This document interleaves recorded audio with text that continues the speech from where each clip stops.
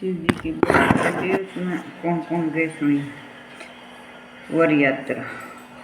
महादेव जी ने अपने नंदीश्वर इत्यादि गणों को चलने की आज्ञा दी और कुछ के वहाँ रक्षा के लिए ठहरा दिया। उसमें गणों के स्वामी असंख्य गणों को साथ लेकर चले। कटाक्ष के साथ 10 करोड़, विकट के साथ 8 करोड़, विश्रभ के साथ 8 करोड़।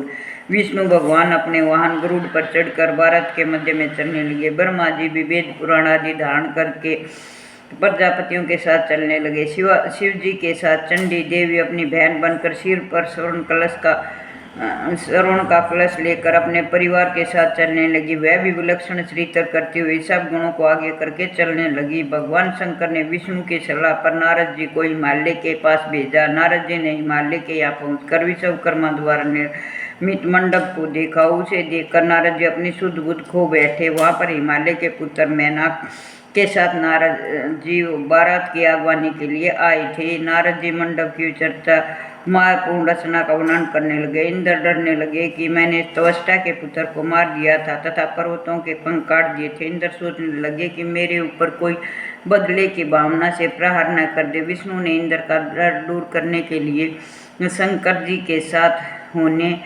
से हमें हिमालय पर कोई डर नहीं है। तब हिमालय के पुत्रों को आगे करके सभी देवता भगवान शंकर के साथ हिमालय पहुँचे। बारात के आगे आने पर हिमालय पर्वतों को साथ लेकर अगवानी के लिए बारात की व्यवस्था को देखकर हिमालय आश्चर्यचकित रह गए। जिस तरह पूर्व और पश्चिम में समुद्र आपस में मिलते हैं, उसी तरह पर्वत और देवता आपस में मिले। भगवान शिव जी की आज्ञा से सभी को उचित स्थानों पर ठहराया गया। इसके पश्चात हिमालय ने अपने पुत्रों को भेजकर शिव जी को मिलने की इच्छा से बुलाया। इस पर शिव जी सभी देवताओं के साथ सज धज कर मिलने के लिए गए। मैना ने शिव जी को देखने की इच्छा जताई।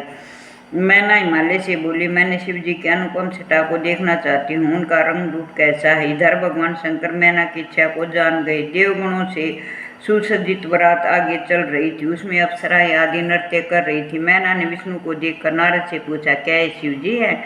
नारद जी ने पीछे आती हुई भूतों और गणों की टोली में भगवान शिव जी को मैना को दिखाया। उस समय शिव जी के 5 मुख, 10 भुजाएं, विश्वरूप शरीर आदि थे। शिव जी को देखकर मैना भयभीत होकर मूर्छित होकर पृथ्वी पर गिर पड़ी। मैना को मूर्छित देखकर अनेक दासियां दौड़कर आई और अनेक उपचार करने लगी। होश आने पर वे रोने लगी और अपने पुत्र पुत्रियों नारद, सप्तऋषि आदि की निंदा करने लगी, क्योंकि उन्होंने ही पार्वती को शिव का प्राप्त करने के लिए उकसाया था। मैना बोली, अब मैं क्या करूं? मुझे यह कौन सा दुखमय फल प्राप्त हुआ है? लोग मुझे क्या कहेंगे? मैंने किसको कन्या सौंप दी है? तब नारद जी ने मैना को समझाया कि तुमने शिव जी का स्वरूप देखा ही कहाँ है। तुमने जो यह देखा है वह उसकी लीला मात्र है, इसलिए तुम क्रोध छोड़कर कार्य प्रारंभ करो। इसके बाद मैना इंद्रादिक लोकपालों ने समझाया कि मैना का क्रोध बढ़ गया। वह बोले, मैं शिव जी के साथ पार्वती का विवाह कदापि नहीं करूंगी। अब हिमालय ने मैना को समझाया, देखो हमारे घर पर सभी देवता ऋषियों का पदार्पण हुआ है, उनके साथ ऐसा व्यवहार न करो। तुम भगवान शंकर के भयंकर रूप को देखकर डर गई हो। वे तो अनेकों रूपधारी हैं, वे संसार के कर्ता हैं, जगत के स्वामी हैं। इस पर मैना बोली, स्वामी, पार्वती का शिव के साथ विवाह नहीं होगा। मैं उसके गले में रस्सी बांधकर ऊंचे स्थान से नीचे गिरा दूंगी। मैं अपने प्राणों को त्याग दूंगी। अब विष्णु ने मैना को समझाया। विष्णु जी के द्वारा समझाने पर मैना का मन कुछ शांत हुआ। वह बोली, मैं शिव के साथ पार्वती का ब्याह तभी करूंगी जब वे असली रूप धारण करेंगे। ब्रह्मा जी बोले, हे नारद, तब मैंने तुम्हें और विष्णु जी को शिव जी के पास भेजा। तुम दोनों के द्वारा भांति भांति से शिव जी की स्तुति करने पर उन्होंने अपना अद्भुत सुंदर रूप ग्रहण किया। इसके बाद नारद ने मैना से कहा, अब तुम शिव का असली रूप देख सकते हो, वे तुम्हारे घर ही आ रही हैं। तब मैना ने देखा भगवान शिव का स्वरूप बड़ा ही मनोहारी था। वे करोड़ों सूर्य के समान प्रकाशित थे।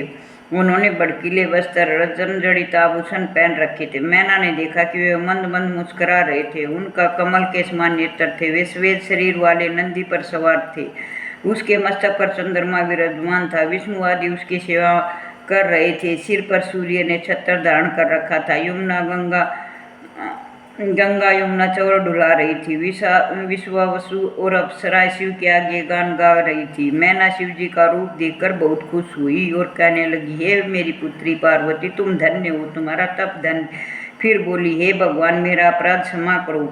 मैंने आपकी भारी निंदा की है। सभी पूर्ववासी महिलाओं ने भगवान शिव के दर्शन किए, अक्षत और चंदन से उनकी पूजा की। सभी महिलाएं अपने घरों के कार्यों को अधूरा छोड़कर उनके दर्शनों को आई। वे सब पार्वती के भाग्य की सराहना करने लगी। पार्वती साक्षात भगवान की पत्नी बनने जा रही है। सभी ने शिव जी पर पुष्पों की वर्षा की। भगवान शंकर की बारात हिमालय के घर के आगे पहुंच गई। मैना ने झट से घर के अंदर पहुंचकर आरती का थाल सजाकर अन्य स्त्रियों के साथ उनसे मिलने आई। भगवान शंकर की शोभा करोड़ों कामदेव के समान थी। वे सुंदर सफेद वर्ण त्रिनेत्रधारी थे। सुगंधित मालती के फूलों की माला धारण किए थे। रतन जड़ित मुकुट पहने थे। मणि जड़ित कड़े हाथों में धारण किए थे। रतन जड़ित स्वर्ण के आभूषण पहने, विविध प्रकार के विचित्र चमकीले वस्त्र पहने, चंदन अगर कस्तूरी से सुगंधित तरुण स्वरूपधारी मंद मंद मुस्कुराते हुए सर्वांग सुंदर भगवान शंकर के इस प्रकार मैना ने दर्शन किए। मैना की प्रसन्नता का कोई ठिकाना न रहा। मैना ने प्रेम पूर्वक उनकी आरती उतारी। उसके पश्चात पार्वती श्रृंगार से युक्त होकर कुल देवताओं का पूजन करने के लिए निकली। इधर हिमालय ने भगवान शंकर का वेद की रीति के अनुसार संस्कार करवाया। फिर पार्वती की वैदिक रीति से स्नान कराया गया। शिव जी द्वारा प्रदान किए गए वस्त्रों और आभूषणों को पहनाया गया। इसके पश्चात कुल गुरु गर्भाचार्य ने हिमालय से कहा, हे पर्वतराज, लगन का समय निकट है, भगवान शंकर को बुलाया जाए। तब ब्राह्मणों ने, हिमालय के पुत्रों व सगे संबंधियों ने भगवान शंकर, विष्णु आदि देवताओं से कन्यादान के लिए पधारने को कहा। तब सभी देवता के साथ भगवान शंकर नंदी पर सवार होकर हिमालय के घर को चले। पार्वती की माता स्वर्ण कलश लिए हिमालय की बाई ओर बैठ गई। हिमालय ने शिव जी से कहा, भगवान, आप अपना गोत्र, पर्वर, कुल, नाम, वेद, शाखा आदि का उच्चारण करके ब्राह्मणों को बताइए। यह सुनकर नारद जी ने वीणा की झंकार करके हिमालय से कहा, इनका कुल गोत्र आदि क्या पूछते हो? ये तो जगत के पिता हैं, कर्ता हैं। इनका कुल व गोत्र तो नाद ही है। शिवम सोम नादमय है और नाद सोम शिवमय है। इन दोनों में कोई अंतर नहीं। इस पर हिमालय आश्चर्यचकित रह गए। इधर देवता व ऋषि भगवान शिव की जय जयकार करने लगे। इसके पश्चात संकल्प पूर्वक हिमालय बोले, हे समस्त संसार के ईश्वर भगवान शंकर, आपको मैं अपनी पुत्री कन्यादान करता हूँ। आप इसे अपनी धर्मपत्नी के रूप में स्वीकार करें। इस प्रकार कहकर जल सहित कन्या का हाथ भगवान शंकर के हाथ में दे दिया। आकाश में जय जयकार की ध्वनि गूंज उठी। अप्सराएं नाचने लगी। हिमालय ने रत्न आभूषण, गोये, दासियां, हाथी, रथ आदि वस्तुएं दहेज में प्रदान की। सब मुनिजन और देवता शिव पार्वती का अभिनंदन करने लगे। ये थी शिव पार्वती की शादी।